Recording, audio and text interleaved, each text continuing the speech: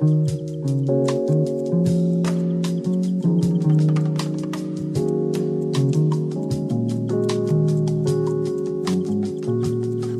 it or check it. Real conversations about real issues, from politics to overpopulated prisons. Respect it or check it. Real great debates about real topics like greed, poverty, and what can we do to stop it. Respect it or check it. Check it. Check it. Respect it or check it. Check it. Check it.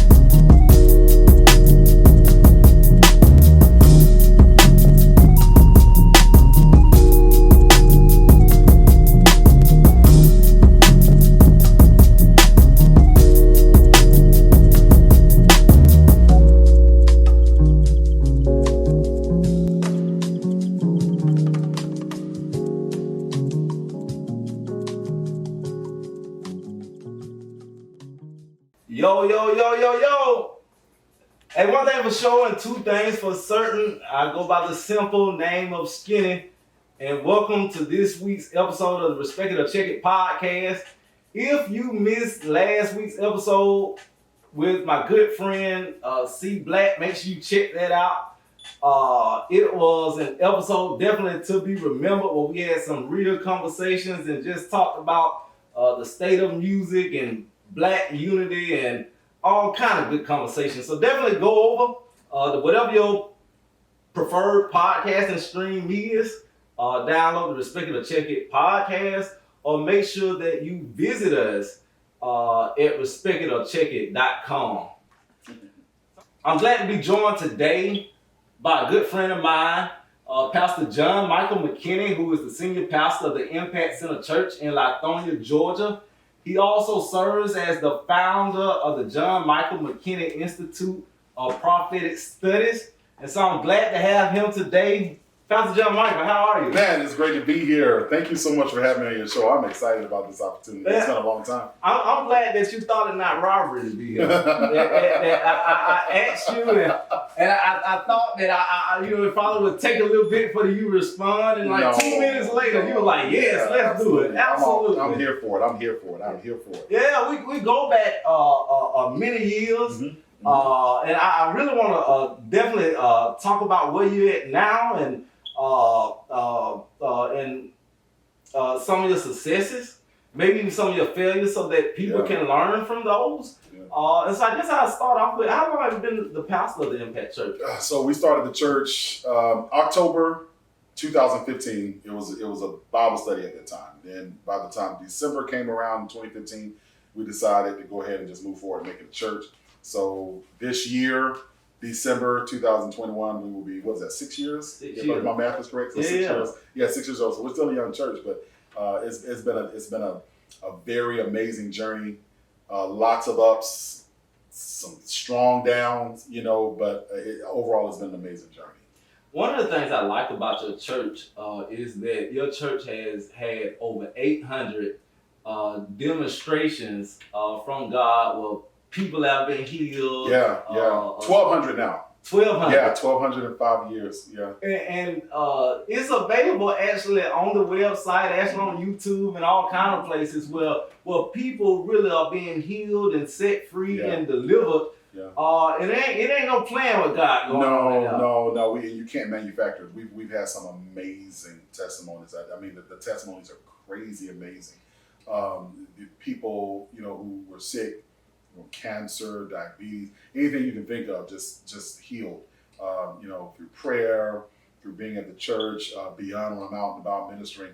It's just been a great, tremendous journey, and we've seen some fanatical things that's been happening. So. Yeah, man, it's just as somebody that was with you when I was younger, it's just tremendously crazy to see how God has, is just doing a work in you. Yeah. Like, you can post something on Facebook and get like 1,000 likes, literally 1,000 likes, 1,900 likes, 2,000 likes. It'd be crazy, and I think that just shows your influence, and that when you talk, that people listen. And you became a minister actually fairly young. Yeah, I did. Tell me about how you arrived at the place when you knew that you were called to preach. So that was my sophomore year in undergrad. I was at Morris Brown College at the time. I'll never forget it. I was in my dorm, and I just knew that the Lord was calling me into ministry, but I didn't know what that looked like. And truth be told, I didn't want to preach. I thought preaching was lame. I thought preachers would, they didn't have anything else to do. I actually wanted to be a singer, and so I was like, man, I can figure out a way to, sing. I can start off in church and then get big somewhere else. And God obviously had other plans. At the time, a lot of people are shocked about this. I was at a Methodist church. And my old pastor then, he's with the Lord now, Dr. T. Nathaniel Hercules. I told him, I said, hey, I feel like God is calling me to ministry. So he had me to read some books. I did my initial sermon at that church. That was October of 2019, I believe it was. And the rest is just, not 2019, October 1999. Oh yeah, I was gonna say, wait a minute. Yeah, right. October 1999, and the rest is history. So you were 20 years old when you accepted the call in the ministry. How did you know that it was the Lord? Because I know that a lot of times, we hear a lot of things in our mind. And I do believe that God speaks to us. But how did you know that, hey, this is God, and He's called me to this? Yeah. You know what I mean? How did you know that was God? I think honestly it's because I didn't want to do it. And I think God, whether it's ministry, whether it's opportunity, whether it's purpose, I feel like God likes to give it to people who don't want it. Because you always have this reminder in the back of your head that it's really not you that's even wanting to pursue this. I had other plans. I could have done anything. And then, truth be told, today I could still do anything else, but there's that drive, and so I think for me, that was the main thing. I didn't want to do it. And then over the years, through any vicissitude I went through in life, I found that no matter how hard it got, no matter who resisted me, things I dealt with people, hurtful, painful, betrayal, etc., I found that as much as I wanted to be angry and just do something else, I couldn't walk away from it, right? And so I knew then.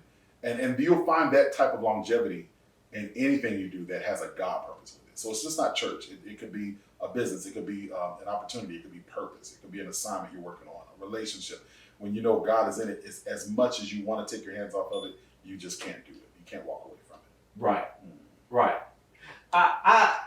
You started off, I said, as a youth pastor at a young age under the leadership of Pastor Chris Abernathy. Yeah. What kind of experience did you gain by being a youth pastor and worship leader being that young? Yeah. Pastor Abernathy was a very strong leader, still is a very strong leader. I highly regard him, highly respect him for everything he's doing. Still pastoring today, still has tremendous work. And I think I was able to get an opportunity that I wasn't even looking for. At the time, see, my ministry didn't start in the church, it started in the streets. So I started this youth choir in Columbus, Georgia. I remember that. You remember that? All these different high schools, Carver High, Spencer, Kendrick. He used to be jumping too now. He used to be jumping. We're no good choir. No, it wasn't a small choir. And those were great days, man. You're talking about the community rallying behind us. There was a church that would let us use their church bus to put all the teenagers on there whenever we had to go and sing somewhere in the city. And then one of the members, her father owned his own limousine company. And so for the people who couldn't fit on the bus, they would ride in the limo. So whenever we had to go minister somewhere, it would be this big old bus with this shiny white limo followed behind, which I would be in the limo most of the time. But the support was just so organic. It was amazing. So I started there. And then when I ended up coming across Pastor Abernathy, Apostle Abernathy in this church, True Vine Ministries, that's when, I started singing. They had a praise team there. I was singing. Then he was like, well, I'm trying to figure out if I want to have you to be the youth pastor because youth are just drawn to you. You have a youth ministry already. Or if I want to just make you the worship leader. And I ended up doing both. And during those years, you're talking about just developmental years, being broken in a good way, not a bad way, being processed, matured, working through my immaturities, and then having somebody as consistent and solid and present as he was, during those times where he didn't just walk away from me because of my flaws or anything that I was dealing with at that time. And, mistakes I made, good gracious. That list can go on. So I think what I appreciated most about that process was just having a consistent leader that was really a leader in every ounce of the word, including his humility, his sternness. Man, he used to get with me sometimes. He would get me together. He would get my whole life together, And so then, lo and behold, become a youth pastor, and the youth ministry is taking off. We start doing these youth conferences at True Vine, and people from all the cities start coming over. And then during those years, I get this interesting young man that joined. He was a member of the church, and of course, he came to youth ministry, and he would give me the biggest headache. He would give me the biggest headache, always just, and then he would try to start his own little revolt with, a little rebellion thing with the rest of the young folk. And his name was Marquise Skinny. That sounded right. And so I found that I had to show the same courtesy with him, that I had to show, that Apostle Abernathy showed with me. So it was, I think, being developed under him in those early years and having that opportunity to exercise my gift and exercise my calling really helped to prepare me for where I'm at today. I'm glad you said that about Pastor Abernathy. He's honestly, when I think of a preacher that's about what he's preaching Absolutely. about, he walks the walk. Absolutely. And like you say, he got you together. Mm-hmm. I felt that same applied to me. That you didn't hold back on straightening me out. And me being who I was, I just was, like you said, rebellious. Mm-hmm. I don't know why we got to come to this church 4 days a week. Right. Because we were in there 4 days a week. Yeah. We were in there all the doggone time. Yeah. And that, to me, we were there a lot. When I say that, growing up and spending Friday nights, not at football games or basketball game, but no, we got to go to church. Friday night church. Good gracious, man. I couldn't even hang out with my friends. So that was your life. Mine was, we had Monday night leadership training. We had Tuesday night Bible study. We had Wednesday, I don't know, it could be prayer meeting. Thursday, musicians rehearsal. Mm-hmm. Friday night, joy night. That was the prophetic night service. Saturday, praise team rehearsal and choir rehearsal. Okay, and then now Wednesdays or Thursdays, that's when he started the church up here in Atlanta. Mm-hmm. So then we would have to go up, come to Atlanta. Then Sundays, regular church, take a break, go get your 2-piece snack and a biscuit, get on the road. We have to go on the road with him to Atlanta again because he was in those days he was doing church twice a week in Atlanta. So literally 6 to 7 days a week I was in the church, and that wasn't for 2 or 3 months. This was a year's commitment. That was for years commitment. Yeah, and even when during those times, I backslid. I mean, this is no secret. I backslid. And at that time I was married, and my wife and I went through divorce, and so I left the church because of several reasons. One, I just knew we couldn't be in the church together because we was getting on each other's nerves. But then number two, I felt embarrassed and ashamed, and I felt judged. Not saying that people were judging, but that's just how I felt. And so that was a failure. And that's not even something I can say, well, I made a mistake. No, there were some things I did on purpose, and I had to work through that, and that's where I found my manhood at it, just my resilience to bounce back.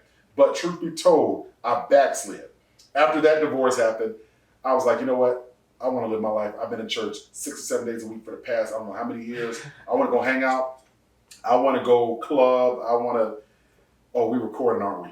I want to do what everybody else doing, and that includes, going out on multiple dates with multiple people and doing multiple things. I don't know how censored we're supposed to be. No, man. But it was like, man, I was doing my thing, and the thing about it is, I'm not like a lot of those church folk that say, "Oh, I was out there and I was miserable." I loved it. I enjoyed the sin. Man, I was just not Pastor Jon-Michael that people remember, and I was out there in the streets for like maybe a solid 8 months. And that's when the Lord was like, okay, enough is enough, and then he started dealing with me, reeled me back in. And that's when I ended up leaving True Vine for good. And I went back to my home church, which a lot of people didn't know about this. But my home church, the church I came out of, was at the time Faith Tabernacle, which is today Faith Worship Center. That was under the leadership of Dr. Ann Hartman, right? So that was my first pastor. Rest in peace. Yeah, rest in peace, man. We love that lady, right? Oh, yeah. Powerful woman of God. And that was my pastor from my college days. I was there during my early college days. And so And she ain't play around either. No, not at all. Not at all. And I remember sitting in that parking lot, man. And at this point, I felt like I had been judged from all corners of the earth. And I was like, I don't even want to deal with any more churches in Columbus. I had found a church in Albany, Georgia. I was going to drive down there. I think it was Evangelical Faith something. And I was going to drive down there. But then I found another church in Atlanta, Apostle Jonathan Alvarado. I visited his church, I think it was Total Grace Ministries, and I was going to start going there. Done with churches in Columbus. I want to go somewhere where no one knows me and I can get a fresh start. And I went to Faith Worship Center on a Tuesday night Bible study, sat in the parking lot. And I said, Lord, if this is where I'm supposed to be, I need to know this is where I'm supposed to be. I said it just like that. Mm-hmm. And I go inside. I sit all the way in the back. It's a big, massive church. I sit all the way in the back. And so she's up teaching. And she looks at me and she says, hey. And everybody turns back. They're trying to figure out who I am. And so this lady that was sitting next to me, out of nowhere, looks at me.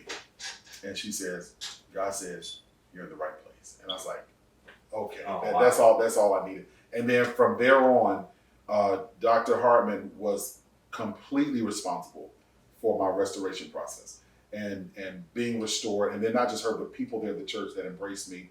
Not everybody embraced me, but most of them embraced me. But just that love, that embrace, and that support really was responsible for my restoration. And then fast forward, moved up here to Atlanta, and the rest is history. Oh, let's back up one spot. You want to talk about when I was in my sand days? well, not only that. Not only that, but what you said you had 8 months of the best time of your life. Oh, what made you think that it's time to get this up? Cause when you have a good time, and you really ain't going to church like you're supposed to, and then you say you hit a Lord, and you're like, Lord, is that you talking or is that the Hennessy? I had I had two, not one. I had two. I'm gonna say this properly because we filming. I had two very lovely ladies living with me at the time. Not one, two. I had two. I remember. Oh, you're doing it. You're doing it like that. Yeah. I had two. And this is not secret. Everybody that knows me, I tell this testimony all the time. Yeah, they thought Pastor Jon-Michael was here playing around. No, I got a pass. And Apostle Abernathy comes to my house in the townhouse at the time. He comes to my townhouse, knocks on the door, answers the door. He says, what's going on with you? Like, nobody is seeing you. You've been out of commission. You backslid. And, I don't know how true this is, but I heard that you have a woman living with you. And I said, no, sir. I don't have a woman living with me. I got two of them living with me. Yeah. So, but like, during those, I'm telling you, man, like I was having the time of my life, so I thought. And actually, I enjoyed it. I enjoyed being free. I felt like being in church like that and going as hard as I did when I was young. You got to remember, I've been doing ministry. To this day, I've been in ministry for 22 years. And you're not even 40 yet. Well, so yes, I am. Oh. I don't look it. Now, I will lie and tell people I'm 36. And I even believe that lie. So like the other day, I went and pulled up, I had to do some paperwork. And when they had my birthday already pre-filled on the document, and I said, this is wrong. And I was like, wait a minute, that is it. So I'm 42. Oh, wow. I'm 42. I just look good for my age. I look real good. Brother, you do look good. I look good for my age, right, yeah. But I'm 42. And I've been in ministry for 22 years. Yeah, when I met you was 24, 25. Yeah, just turned 24 when you met me, yeah. And so all those years, man, if you think about it, during the time when people are out there and having a good time, learning themselves, enjoying life, all that was occupied with church. Right. And not just church, but feeling like, not saying this was the reality, but feeling like I had to do this. And I had to do that. I have to be here for my pastor. I have to be here for the church. If not, it's going to bring a disappointment. And so a lot of that did feel like labor, and so a lot of it I didn't really enjoy. I was doing it because I felt it was an obligation to do it. And so all of those years just was consumed with that. So when I finally get a break, that was 8 months of just, man, I was having, did any and everything and enjoyed it. And my goodness. Now, if we probably have to do another show that we could probably be like real raw. And then I'll tell your listeners, maybe we'll put that in Patreon or something. Yeah. And we'll give your listeners the real scoop. Yeah. Of them days. I like what he thinks, William. Yeah. We'll give them the real scoop. Because some stuff I can't say right now. You don't have to pay for that. Y'all got to pay for that content. You got to pay for that content. Make sure you support it. And we'll give y'all the real tea on what I was really out there doing. And then we'll let y'all ask questions. But yeah, like it was difficult for me to walk away from it because my circle at that time, all the people that I was hanging out with, reflected that lifestyle. And so but see, the thing is, the Lord has a way of, I don't care what you've done, how far you go away, how far you go out there, even when your environment shifts and your atmosphere of people shift, he still has a way of stirring you, right? To bring the good back out of you. The thing about it is you never lose the good. Right. It's just in reserve. You see what I'm saying? The proper way to think about that, my father used to be a supervisor for a pavement marking company. They used to put the stripes on the road. And so he drove this big Ford truck. One day he wanted me to go on the road with him, so we go on the road together. And I don't know, I could have been more than like maybe 12 at the time. And so I'm just in the passenger seat. I'm looking. I said, "Hey, Dad, like we're about to run out of gas because the needle was on E, and he's just driving like there's nothing wrong." And so I keep saying, "Hey, Dad, we're gonna run out of gas. We need to stop and get some gas." And so then he hits this button, and next thing you know, the gas needle starts going up all the way to a half tank of gas. And I said, "How did you do that?" He said, "While you were over here panicking, you didn't know that I had a reserve tank. And so though it looked like we were going empty, I already had something else stashed aside to make sure that I get to where I need to get to." And that's how God works, right? It's like sometimes he'll let you run out of yourself so that whatever he had placing you in reserve kicks in. And how I picturize that is I say, when you run out of you, you run into God. And when you run into God, that's when you're able to get out there, fulfill your assignment, fulfill your purpose, do things. And it's always when you hit a rock, you hit a wall, it seems like nothing's working, you run out of ideas and you have to yield. And that's where I was. I was like, truth be told, yeah, I still want to continue in this lifestyle. I still want to, party it up. But I know at the end of the day, that's not me. Now, I enjoy not being me. But at the end of the day, my reality check hit in. That's not me. And so it's like I could either respect it or check it. Right. And I respected it. You know what I mean? And so from there on, that's when my story actually didn't start. That's when my story continued. Yeah. I like that though, because I tend to believe that you needed those 8 months. Yeah. I really, And most people who are really religious would hear what you just said and say, no, that's not God. But people who are human and understand the humanity as well as their deity, right, or their divinity, they understand that you're going to have some human moments, a lot of them.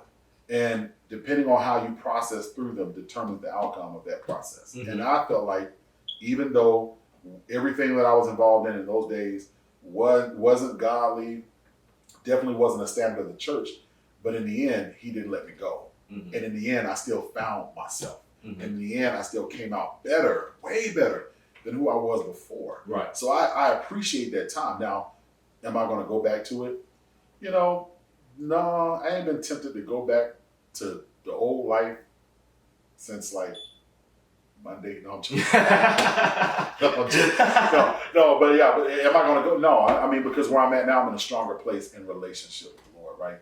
But I appreciate those years. I appreciate that, not those years, I appreciate those months, but then the years even after, recovering and being restored and replenished so I can step into my assignment. It was a beautiful thing. You actually said a word that I want to come back to, is you brought up the word shame. And I think that the only other feeling that I think matches shame is feeling used. But feeling shame, man, there's nothing like that. And so when you feel shame, how did you come out of that feeling? Because a lot of folks can't shake that. They say, "Oh, well, I embarrassed myself at the church. I ain't going back there." Right. I might go to another church someday, but I ain't going back there. Shame normally happens and normally comes as a result of you performing for people for so long. And the moment you don't meet their expectations and something comes out about you, right? It's not that you were necessarily living a lie. You just weren't necessarily living out of the performance zone. And so as long as you're performing for people, you're doing and being who they want you to be or what they expect you to be. When something comes and when something happens and it causes you to no longer live up to the expectation, the judgment comes. I can't believe this. Did you hear about this? Et cetera, et cetera. I was the talk of the town in Columbus, Georgia at that time. And rightfully so, I get it. Because, I mean, we had the conferences and, a lot of people at the church, some of the people at the church were disappointed because they felt like, they looked up to me and then I left. That didn't make it any better. But one of the things that helped in my healing process in that time was during the week that I was feeling the most embarrassed and ashamed, I ended up going back to visit True Vine Ministries, the church, on a Sunday. Nobody was expecting me. I hadn't been there. This was actually when I was coming out of my, let me go ahead and get myself together phase, right? So I was coming in that, went to church, and I wasn't expecting anything.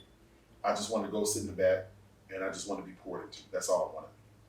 And I walk in, and one person saw me, another person saw me, another person saw me, and before I knew it, all these people started running up to me, and they embraced me, and they held me. And in that moment, I received so much love, so much restoration in that moment that prepared me for the next level of restoration that I received.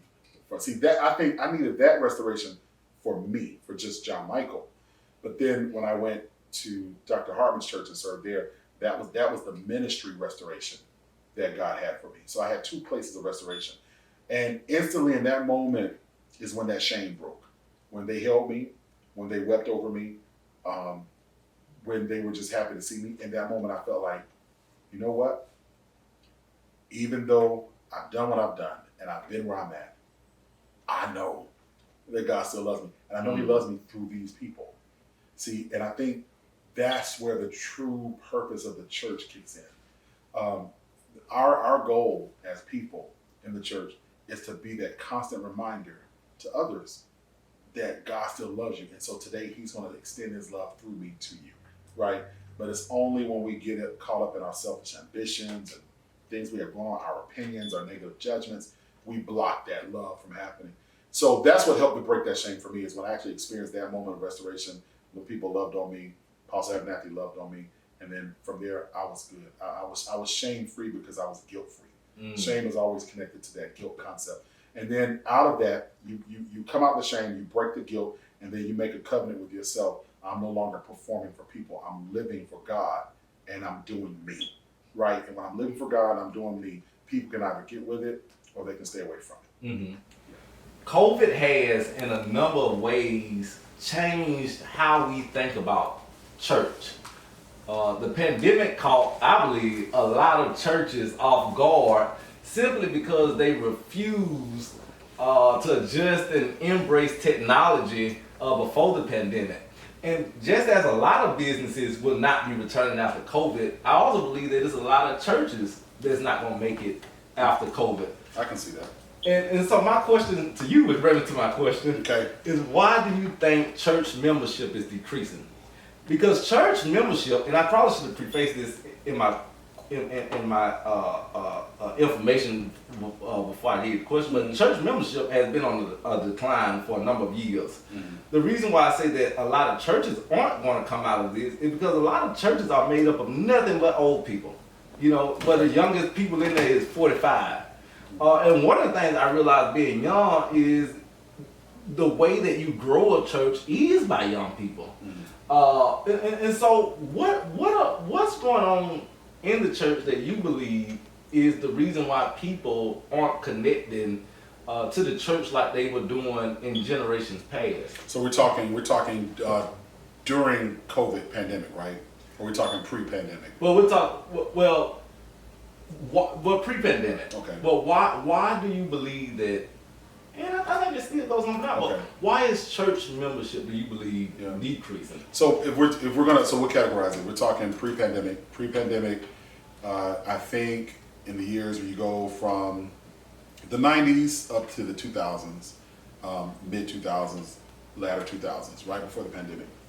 I think that was during a time where the systems that we saw in churches and how churches were ran, how they were done, I think became antiquated. There was a certain type of redundancy, if you can follow me for a second, that was existing in the church where people would either feel bored or feel like it's not relevant. Because normally when you go to church, the idea is you go, you sing, you shout, you have a great time, you support somebody that's preaching hard. But then most people, the average person, probably cannot tell you 25% of what the pastor taught on. Mm-hmm. So there is a lack of retaining of valuable information. And so what happened is where there's a lack of retainment, then the relevance also lacks. So a person feels like, I'm not getting fed. Well, you probably just didn't remember half of what was said. Mm-hmm. But then you got the systems in place. Churches are ran like companies, like businesses. There's no human touch or feel to it. Pandemic happened. So we graduate now to the pandemic. The pandemic, I believe, shook that foundation or that system out of the church as we know it. It caused us to get into a place where we now lead from the future, mm-hmm. right? We're not trying to take people to a place. We have to already be there and then lead from that place. Right. And so we become more savvy with our way of doing things, technology. You would be surprised today how many people still don't know how to use Zoom mm-hmm. or Facebook Live. And so like now, how can you even do church if you don't know how to use Facebook Live, Zoom, etc.? And so when the pandemic hit, of course, fear was there. A lot of people were tested on that level of fear and anxiety. And so, of course, people weren't going to church collectively. Then what happens is what I call a buffet zone opened up on social media. So now people realize, well, I can go to church anywhere. I can listen to this person, I can listen to that person, I can listen to this pastor. I'm going to spend 50 minutes with this church, and I'm going to go over here for 35 minutes and listen to this church. And so the average person now is receiving probably 3 to 4 church experiences in a 24-hour period because of social media. And so now I don't have to necessarily go to a physical place. Now the scripture says, neglect not the assembling of yourselves together for the purpose of learning the word, learning the truth, forming a relationship with the Lord through assembling. But that scripture never said where the assembly takes place. Right. So is it a prerequisite or even a requirement that the physical structure stands? No. But I'll throw this O. Henry twist in there.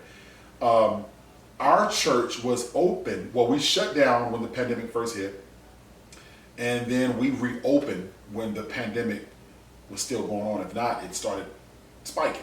Mm-hmm. So we reopened the doors of our church, I believe it was around August of last year. And our church has been consistently overflowing almost every month mm-hmm. during the pandemic all the way up until now. Even last Sunday, we literally ran out of seats. So people were still coming in. We didn't have anywhere to seat them. And we don't have like this little small facility, right? Mm-hmm. And so here's the thing. Our faith and everything that I have been teaching on faith, it wasn't designed to put people in harm's way, as some would think. Well, if the pandemic is happening, why are you guys assembling, knowing that you're releasing air droplets in the air, et cetera, et cetera? Where our faith was, we just believe that no plague will come near our dwelling. Mm-hmm. And during those days, up until now, we have not had a COVID outbreak at our church. And this is people being in there, sitting on top of each other, all this stuff. And so some people would say, well, that's not using wisdom. It was never a requirement. It was, hey, we're going to reopen because I want to come and see you guys in person. And then everybody followed suit, visitors included, right? So our church experienced significant increase during the pandemic. And even now, we're still experiencing that same significant increase as far as the numbers, engagement, people being there. So we haven't had that hit yet. Well, let's back up. You said that church is experiencing significant increase, but maybe share with me how. Like, how have you been, conducting the marketing? Maybe you ain't got a marketing plan. Maybe folks just come by word of ear, But how do you believe that you've experienced this season of growth? My tangibility is my marketing plan, mm-hmm. right? Being tangible, being touchable, being authentic, and being present. That in itself is marketing. We have not had to do any marketing schemes. I shouldn't say schemes. Marketing plans, Facebook ads, Instagram ads. And man, no Facebook ad. No. Wow. We don't even, our church doesn't even have an advertising budget or marketing budget. Wow. We just come together and we position ourselves to be in a place where we give the people an encounter and experience, but at the same time, we're relatable, we're human, we love each other, we go hard for each other, and then we have things in place more than just church. So like we even did a school of business. I think was this during the pandemic for a couple of months. Like I think 2 months straight, people would come over, whether you remember or not. You would come in there, and we had entrepreneurs. We have several entrepreneurs in our church who would teach others how to start your business, how to get it funded, how to get a commercial line of credit. And the goal at our church is I would love to see 100% entrepreneurs in there. I don't care if you got a side hustle. Freedom. Yeah, that's real freedom, And so even in my messages, what I've been preaching has been sometimes geared, it's a holistic message. So it's not just always Bible, scripture. We incorporate Bible with life. So we meet people where they are. We've spent Sundays talking about Bible and business, Sundays talking about Bible and relationships. I've dedicated Sundays to just talking about dating. How should we date according to the Word of God? And then how should we date according to what we feel God wants us to have when we're dating, right? And it's real conversations. And so that's that tangibility, that's that authenticity that people just adore. So with that, we come together, we're non-judgmental, we go hard for each other, we go hard for Jesus, and we go home. And so that alone, I think it's just a blessing of the Lord. I think it's the hand of God being on our ministry, honestly, because we are a church that introduces God to people. Right, and then when people get that, they want to continue to come back. So we haven't done any marketing. We just open up, and that's it. Well, that actually leads me into my next question. Okay. What do you say to people who right now are struggling with their relationship with God, and they want to get back right? They want to come from not going to church or not being faithful and backsliding, and they realize that they want to get that relationship with God right. What advice do you give to those people? I would say, I would say, first of all, you want to practice what I call self-integrity. This is where you're honest with yourself first. And so if you feel like you're not where you should be, or you don't want to go to church for whatever reason, you have to be able to answer those questions from an integral place, not an emotional place, but an integral place. Why do I not want to do this? Why am I feeling like this? It's beyond I don't trust people, or I don't feel like being somewhere for 3 or 4 hours. There's always a reason why. And so you be integral with yourself first. Second thing, you want to keep yourself open, because church nowadays doesn't look like the way church used to be, right? So we have a physical church, but we also have an e-church. So really we have 2 churches. And our e-church has just as many people in it as our physical church. And then we have people that want to join the e-church so they can just watch online, and everything they do is online. So you could find an online community that you can plug into. But then you want to really be able to answer these questions. What is it that you're looking for at this point in your life? What is it that you're feeling like God is leading you to? What purpose, what destiny do you feel like you're supposed to be doing? And if you can't answer those questions, then you're probably going to be in this little pickle that you're going to go around these little circles and forever be the mad person that says, I'm mad with the church, I've been church hurt, I don't want to do this anymore, I just want to do my own thing. But really, that's not the reality. There was this story, real quickly I'll share with you. There was a consortium of preachers, well-known preachers, platform preachers, big church preachers, small preachers. When I say small, meaning they're not that known, right? And so they were having this unity meeting. And all of these preachers were sharing ideas, strategy, how to build, how to plant, how to pioneer, how to do different things. And so one of the pastors there, who had a very large ministry, he stands up and he raises his hand and he says, well, since we're talking, I just want to ask everybody to pray for us, pray for me and my church, that we will grow, right? So then one of the younger preachers, who his church was very small and he wasn't that well known, he stands up and he responds to the big preacher, and he looks at him in front of the whole room and he says, why do you want to grow? And the pastor sat there shocked and just looked at him, and imagine all of the other people in the room that were thinking the same thing, like, who are you? How are you going to talk to Bishop so-and-so like this? Do you not know who he is, right? And as the room sat there in awe, amazement, and silence, and the big time pastor sat there looking at him, the younger pastor looked back at him and said, "That's why you're not growing. Because until you can answer the why of it, you can't have the what of it." And so that goes back to self-integrity. Until you can say why you don't want to go back to church, why you want to do your own thing, you shouldn't go into the what is it that you want to do, or what direction you feel like you want to go in. The whys have to be answered in integrity before the what's happen. You used to talk about self-integrity. You know, a lot of people, it's hard for them to look at that reflection in the mirror. Yeah. And it's because they don't like what they see, you know. But I oftentimes think that if you don't like what you're looking at in the mirror, then you stand right there and change it, and don't leave until you do. I remember growing up with you, and I mean, man, you used to be on us. And used to always tell us, because by this time, when I was growing up, I was also going to different churches and speaking and doing that type of thing. And so I think at one point in time I had started smelling myself. Oh, absolutely, you did. Absolutely, yeah. You had your own cologne line and everything. And I remember you preached into us the importance of serving, that everybody want to be the one in the front. Everybody want to be the one leading worship or doing something important. But who cleaning up the bathroom? Yeah, absolutely. You know, who mopping the floors? And it's because nobody wants to do that work. How important do you think serving is? How essential do you think service is to getting to that next level? I think it's essential, right? When back in those days when we were at True Vine Ministries, I remember during those days, Pastor Abernathy, Apostle Abernathy would call 5 a.m. prayer, and so he would keep the church open Monday through Saturday. People would come to the church at 5 a.m. to pray, and at that time I worked at WTVM, the news station, and so I worked at 9 o'clock. I would get off at 5. I would rush down Macon Road, go up that little back road to get to the church, and most times.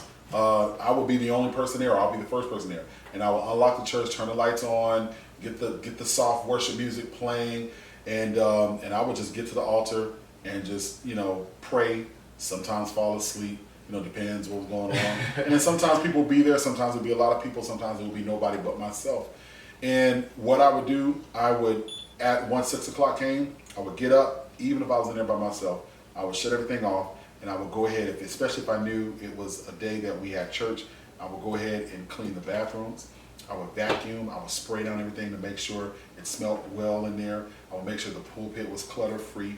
Anything on the floor was up. I made sure that church was clean. And I didn't do it because I had to. I did it because I wanted to, right? That was where my heart was. Because really, that's where servanthood brings out where your heart is. And so anytime someone is looking to matriculate in ministry or move in a leadership position, like let's just come out of ministry for a second, just leadership position period in life, with a job, an entrepreneurial endeavor you're going to do, a company, an organization. If you're going to lead that organization, you have to serve that organization. And if you're not willing to serve that organization, you really should not lead it, because what you're doing is you're setting yourself up for an ego trip. And not necessarily endurance and elasticity that actually helps that organization to not just continue but to expand. Make sense? I absolutely agree with that. I think that it's important to maybe even go over like what are good resources that have helped you along the way. I have books that I like to read and people that I admire, that I stay close to. What resources do you use in your everyday life to kind of keep you on that right path? So people resources, that's my first resource. People resources, and I prefer people from different walks of life. When you look at my circle is not comprised of people that look like me or believe like me. I've had friends who are atheists and agnostics. I have people who aren't saved, but they still have some kind of value, right? That they can bring to my life, especially when I'm in a place where I'm feeling, like, man, I just feel like I just want to kind of just give up, or I'm having a bad week, I'm having a bad month or a bad season, you know, oftentimes it could be someone who is not a Christian. Oh, absolutely. That can actually speak life into you. You know what I mean? And so, so those are my people resources. I have circle people, and then I have corner people, right? I have people in my circle that are close to the call of me, or the purpose of me.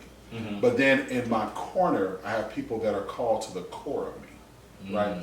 And what I do is I don't confuse circle people with corner people. And so in my corner, though I have many people in my circle, everybody can't fit in a corner. The corner is really designed for maybe you and two other people. Right. Right. If we come together, the three of us could probably get in that corner and take up space, but there's no way you're going to get 20 people in that corner. Not at all. Right. And so the tug of war comes where you have circle people who desire the corner space of you, but they can't handle the nakedness of you. Right. And one moment they find out you have gas too. Or one moment they find out that you have issues too. Either they will expose you or they will betray you, right? And that's my whole entire. Let me tell you something. This whole ministry thing, that this John-Michael McKinny that I've become over the years, it comes with the betrayal. It comes with people not being who they are. It comes with people who want to connect because they feel like you're this celebrity, whatever you want to call it, or I found you on social media. You like you said, you put something up and you get 2,000 likes and blah blah blah blah blah. And I think I'm balanced enough to understand you have people who are fanatics or fans. You have people that love what you do. So when people say, "Oh, I just love you," you don't love me. You love what I do. You love the ministry that I do. You love what I present.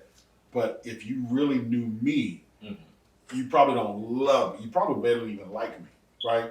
And so then that's a resource that I use, my balance. That's why I have people resources and my balance resource, where I know not to fall in love with someone who probably can't handle a love walk with me like that. You see what I'm saying? So that's the balance. And those are really my two main resources. Now we can get into books and all those kind of things. The truth be told, I barely read.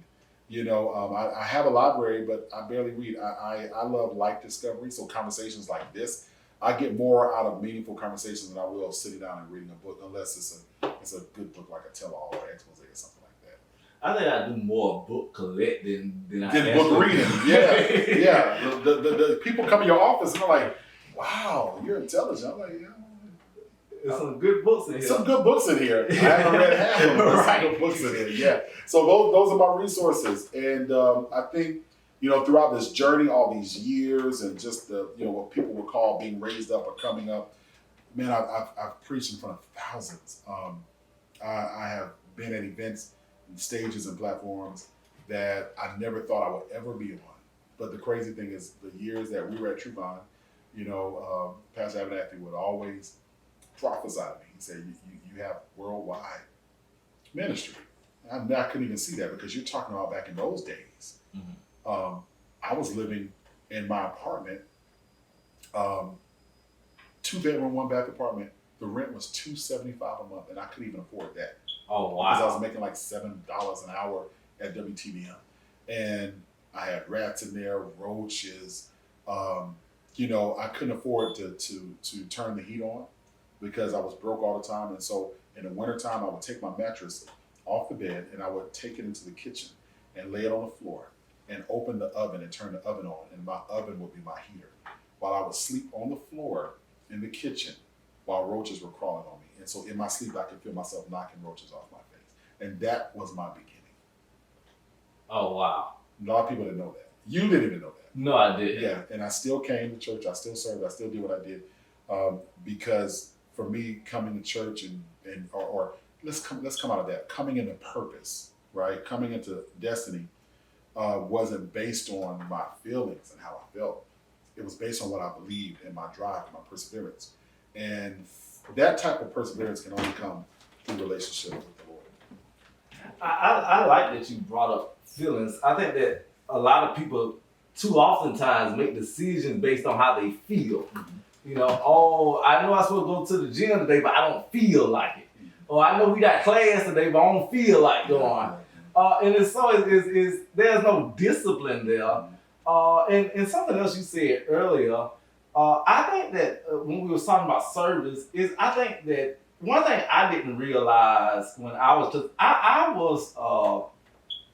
off the porch early. Mm-hmm. And I thought, okay, well, life is easy, making, $1,000 a weekend as a kid, but you don't realize that there will always be some dues paid. Mm-hmm. And a lot of us now, we don't want to pay no dues. We just want to be a rapper or make some YouTube video, be a content creator, but we don't want to pay no dues. Right. Anything that involves us remotely paying some dues, we out of there. Yeah. You know why? Because we are, and it's crazy we're having this conversation. I just taught on this at church last month, and I spent probably 2 Sundays on this. If you think about what I'm going to tell you here, most of us, probably about a solid 80% of us, we are consumers, right? That means we live life from the outside in. We're used to receiving, we're used to taking, right? We're always looking to get something. How is this going to value me? How is this going to benefit me?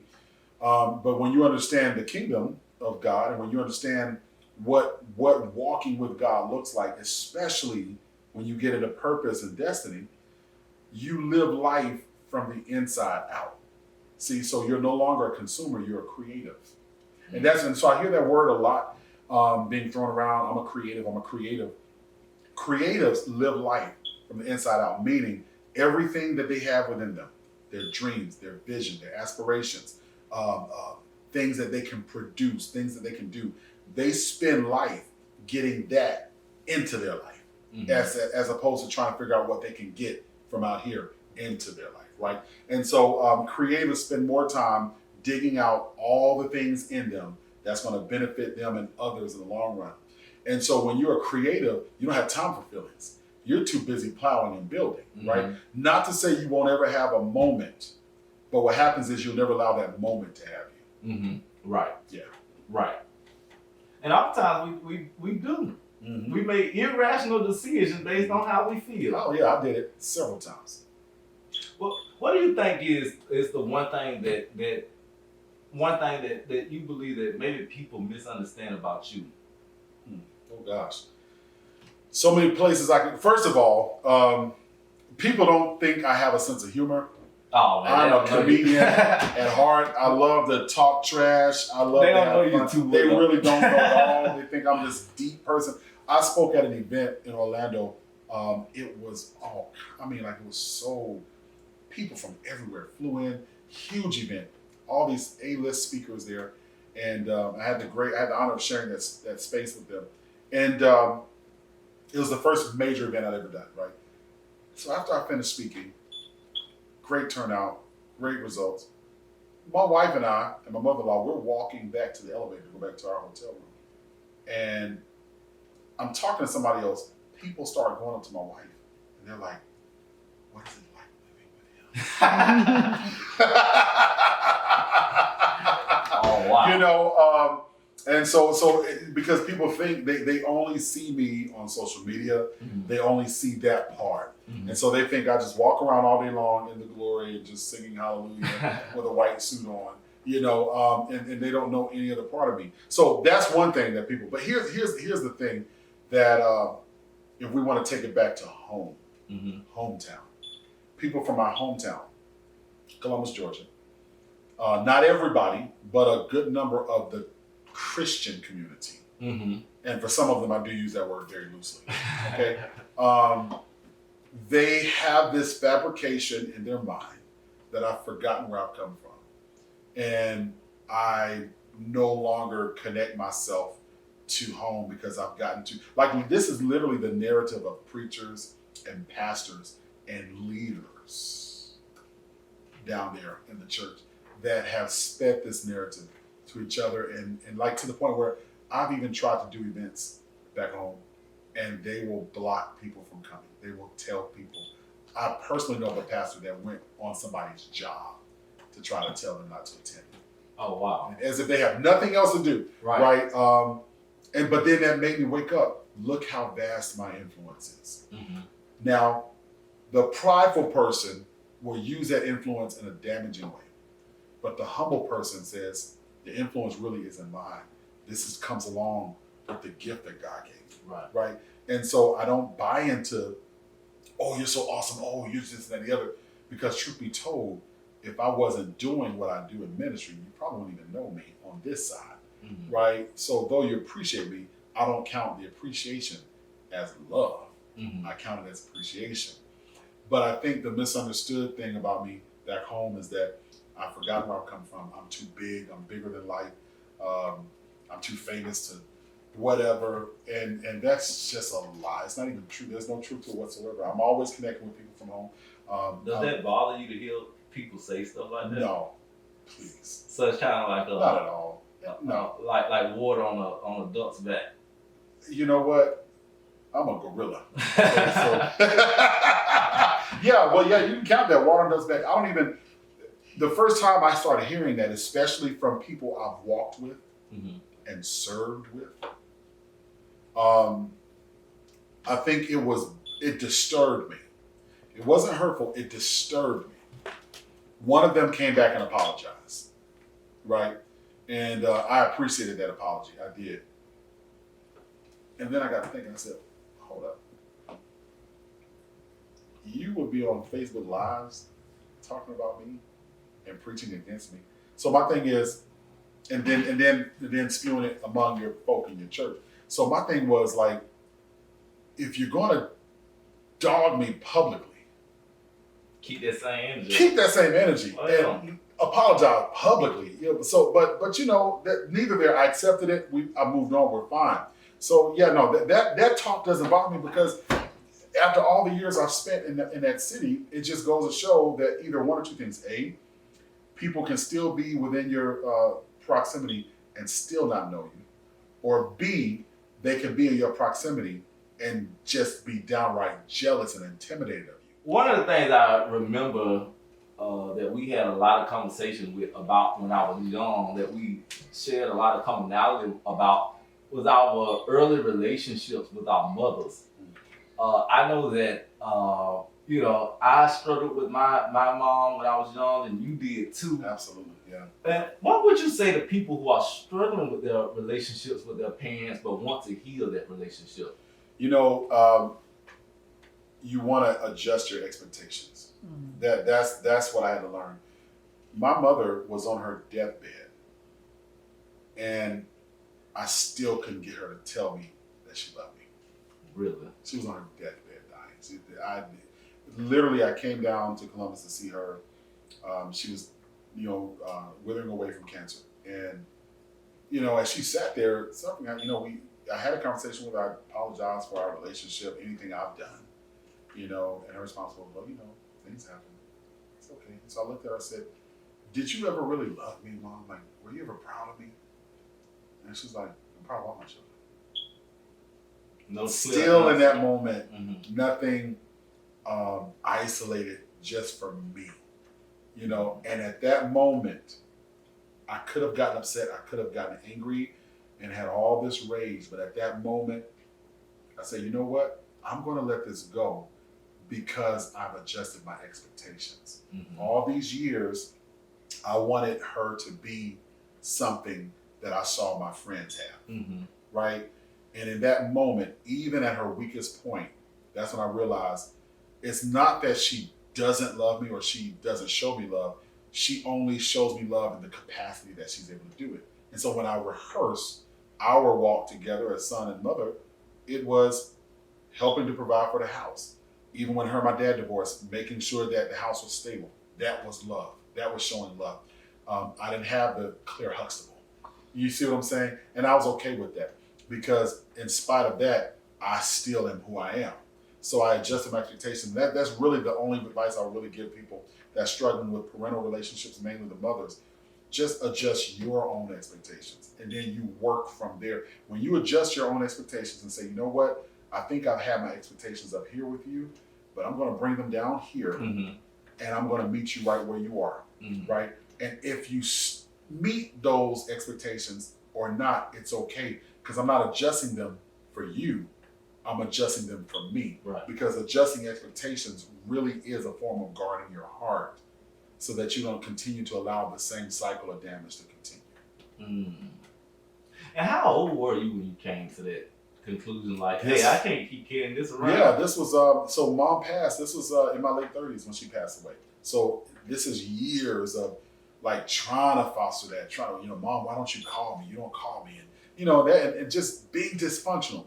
All these years being a dysfunctional person because honestly, my own expectations, right?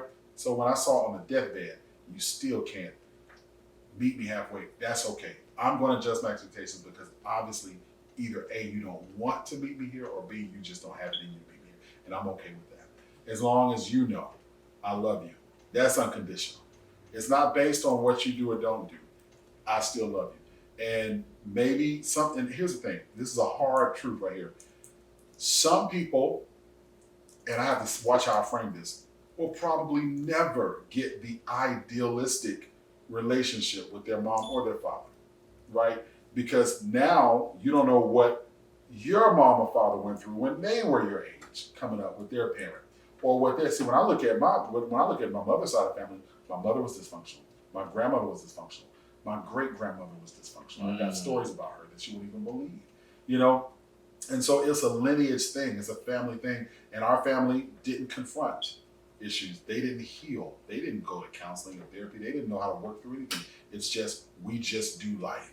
So when you have that type of blend of just doing life, you have to figure out, okay, you all do life. I'm going to have life. And if I'm going to have life, I got to change my own expectations and work from there and build from there. So just one last follow-up question. Do you think that because it sounds like a generational curse is what you were saying. Do you think that you now have broken that generational curse with your children? Yeah, absolutely, yeah. It's loving them, showing them I love them, being verbal about my love, being expressive about my love, and then being, as much as I can, present with that love, right? And, and of course my son lives with his mother, so, there is that absenteeism right there, that I'm not there I can't be there as much as I want to be there, right? But as often as we can, whatever, even if he's with me for a weekend, I go above and beyond to make sure. And I mean, for me, above and beyond is not just buying him gifts or taking him in there. Above and beyond is sitting on that sofa and holding him, hugging him with his big 12-year-old self, right? And letting him know, Daddy loves you. I want him to know that because in the African-American family, I feel like we fight generational curses, but then we also fight generational decisions. And a generational curse you can cast out. You can't cast out a decision. You have to mature through that and process through that and work through that, right? And so a lot of people, especially in the church, are very prone to try to break generational curses and this and the other, which is great. I get it, but we never address the generational decisions that come with the generational curses, right? And so this is why I feel like going through deliverance and counseling is important. It's not just enough to have it spiritual. You got to practice. You got to have some kind of practicality in there to help retrain your habits. That was pretty good, brother. What makes you feel inspired or like your best self? So I guess I would kind of, if I had to reframe that question to you, I guess it's what is my biggest inspiration? Yes. My future self. That's my biggest inspiration. My future self. Who I know I'm becoming. And then every day I'm working towards that and not being content with who I am. So my future self. And I feel like everybody, their number one inspiration should be their future self. So we don't see the future John-Michael right now. This ain't all that God called you to be. There's more coming. There's more coming. This is the tip of the iceberg. There's so much more that hasn't come. Well, sometimes, and I've noticed this, is that sometimes people become local celebrities and they feel like that God done elevated them and that's all what God is taking them. It's like, but you just a celebrity in the city. What about? Yeah. I'm definitely a celebrity in Columbus, Georgia. Y'all can recognize when I come. No, I'm joking. I'm not a celebrity in the city of Columbus, Georgia. Yeah, no, I never see myself as a public figure. And I don't see myself as a celebrity preacher. I don't see myself as a celebrity anything. And then people, rebut that because they're like, man, you got like 20-some thousand followers on Facebook, and blah blah blah. You put stuff up on social media, it gets thousands of. You put a video, it gets 25,000 views. I did a video a couple years ago. It blew up. It had almost 2 million views. Oh wow! Right, 25,000 shares. I think I seen that. Yeah, that's when I was praying over my daughter when she was born. Yeah. 1.7, 1.8 million views, 25,000 shares, 30,000 reactions. Like, it was insane. I'm not even gonna count the comments. It was insane, right? A couple of days ago, I did a video and 25,000 views in like a couple of days. And so what's funny is I meet people, especially in Columbus. I meet people that find out that I still have friends there. They're like, hey, you know Jon-Michael McKinny? Oh yeah, we've been friends since high school. Wow, do you think maybe I could meet him? My mother-in-law, not my mother-in-law, my stepmom, my dad's wife in Spartanburg, South Carolina. Mm-hmm. Some people from their church found out that those are my parents. They found out that that's my dad. And so now they call their house and it's like, is he coming up for Thanksgiving? Is he coming for Christmas? If he is, can y'all let us know so we can come over there and meet him? It's weird. It's really weird. Then like my best friend, his wife, she's like, yeah, these people in the comments, they be like, I can't believe you know Jon-Michael McKinny. And she's like, that's John. Like, I've been knowing John for like 20 years. He's just John to me. Yeah, so it's weird, but it's inspiring at the same time. Yeah, I appreciate everybody that's been rocking with me for these past couple of years. It's been a beautiful thing. Yeah. I know that you have a beautiful family. Your wife, Jatim, is also a pastor at Impact Church, and she leads the women's ministry. Yeah, and they've been doing a lot of great work there. Yeah. How has ministry played a part in your relationship, and with spending a great amount of time together at home and in ministry?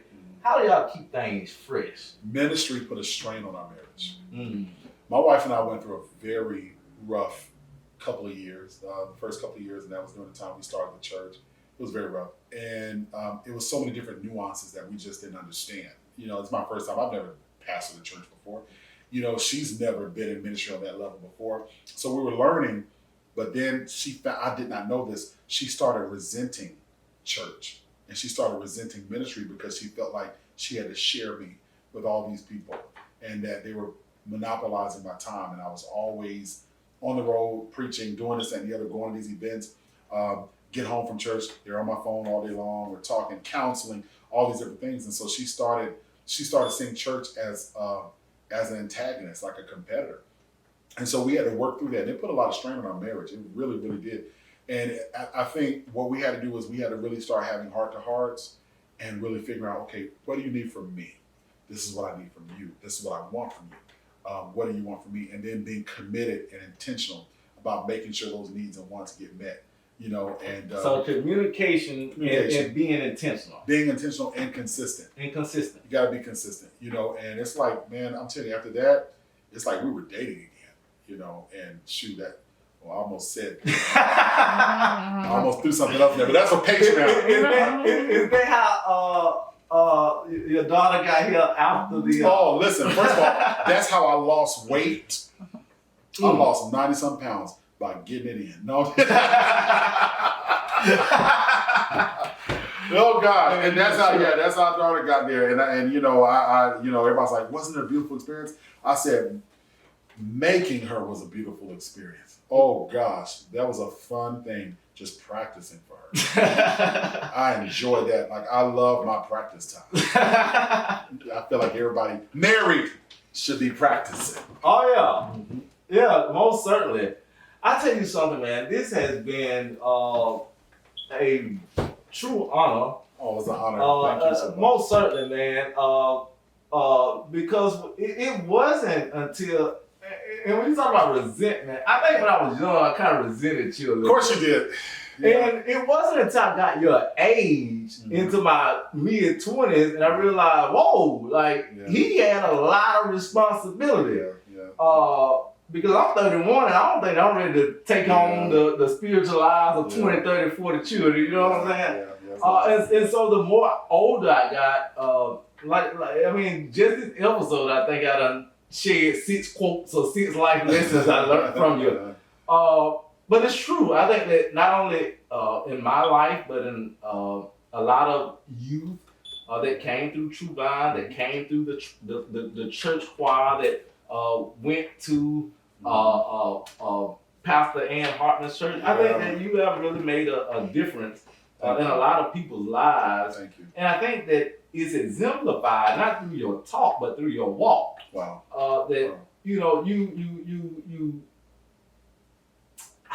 You used to say it so much. I hit you with one more part. Let's go. You said so much that you do not and should not have to wear an "I Love Jesus" T-shirt for somebody to see Christ in you.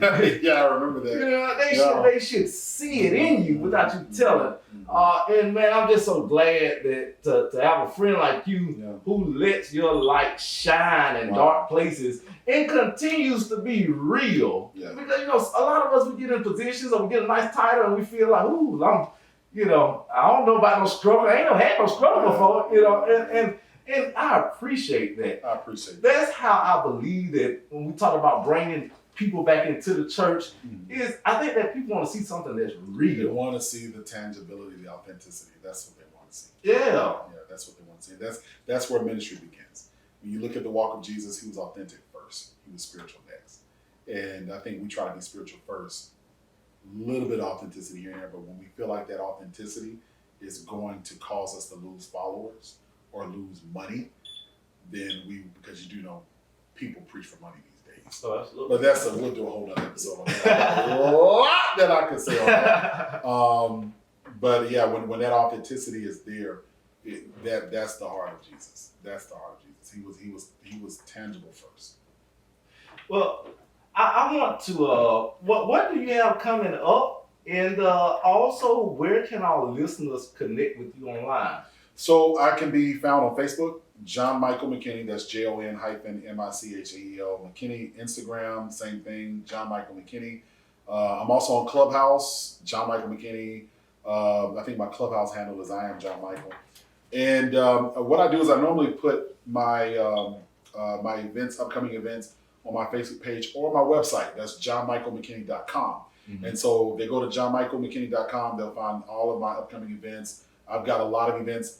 I'm speaking somewhere every week this month in June.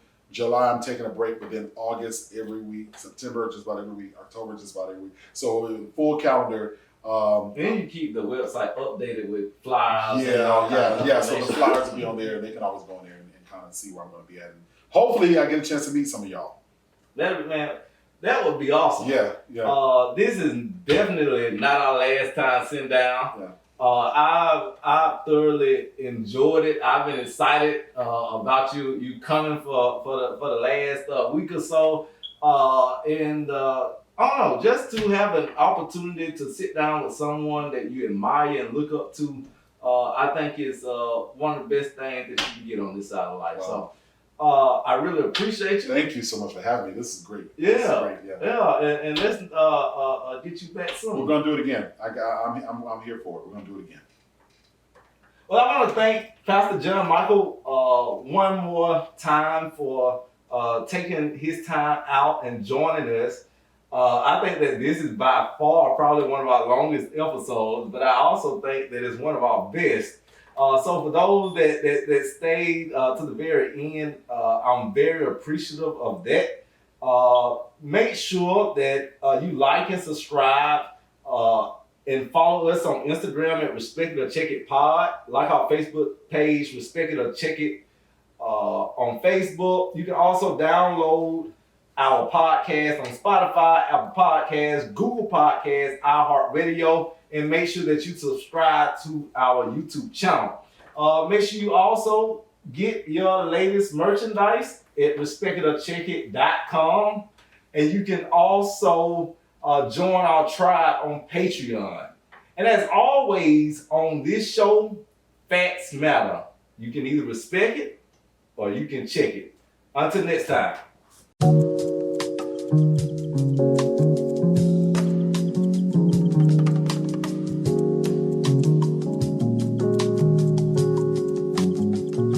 Respect it or check it. Real conversations about real issues, from politics to overpopulated prisons. Respect it or check it. Real great debates about real topics like greed, poverty, and what can we do to stop it. Respect it or check it. Check it. Check it. respect it.